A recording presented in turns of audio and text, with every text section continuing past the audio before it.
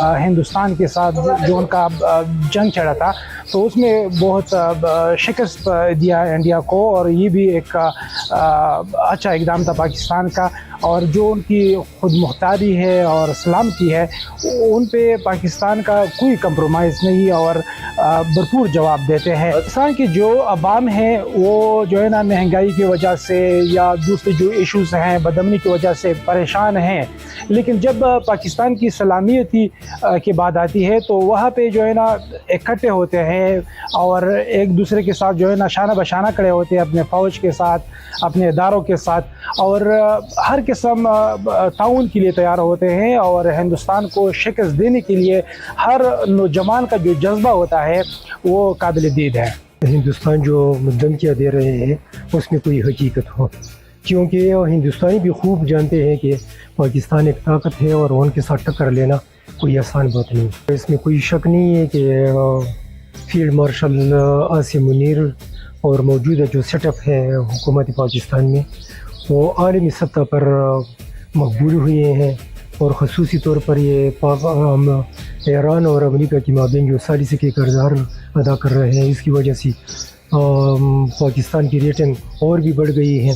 بالکل اس میں کوئی شک نہیں ہے کہ پاکستان کے 100% عوام جو ہے وہ پاکستان حکومت کے ساتھ کھڑے ہوں گے، اور ہندوستان کی کسی بھی مہم جوئی کو ناکام بنائیں گے۔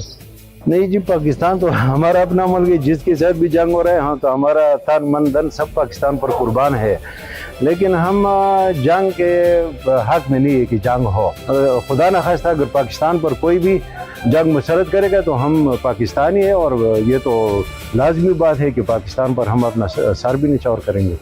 ہم پاکستان کے ساتھ شانہ بشانہ کھڑے ہیں، کیونکہ ادھر ہم کھلی فضا لے رہے ہیں۔ پاکستان ہمارا وطن ہے، پاکستان کے لیے ہمارا سر بھی قربان ہے۔ ہم سب سے پہلا ہم آگے ہوں گے اس کے ساتھ، یہ ہمارا حصہ ہے پاکستان۔ اس کی بدولت ہمیں سہولت ملی ہے، کھلی سانس ملی ہوئی ہے، پاک آرمی کے ساتھ ہیں ہم۔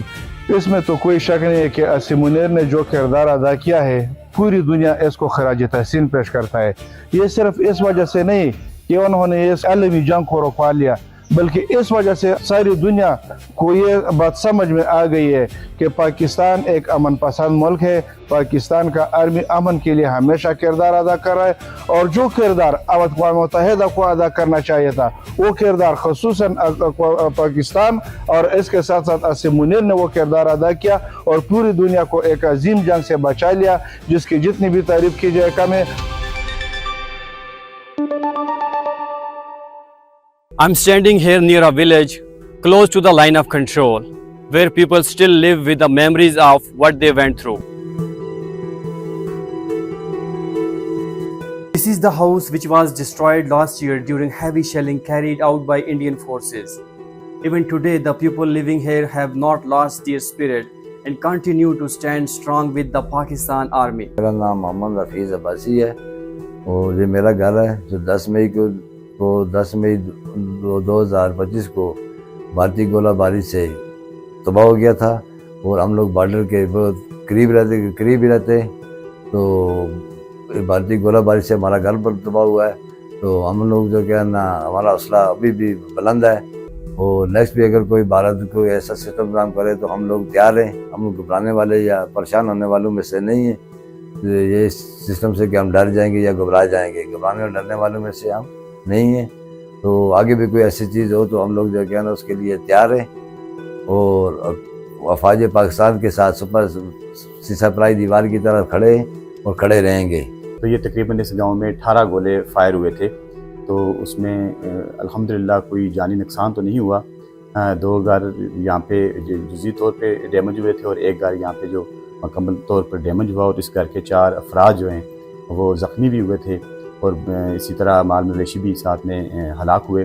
تو الحمدللہ یہاں پہ کوئی جانی نقصان نہیں ہوا۔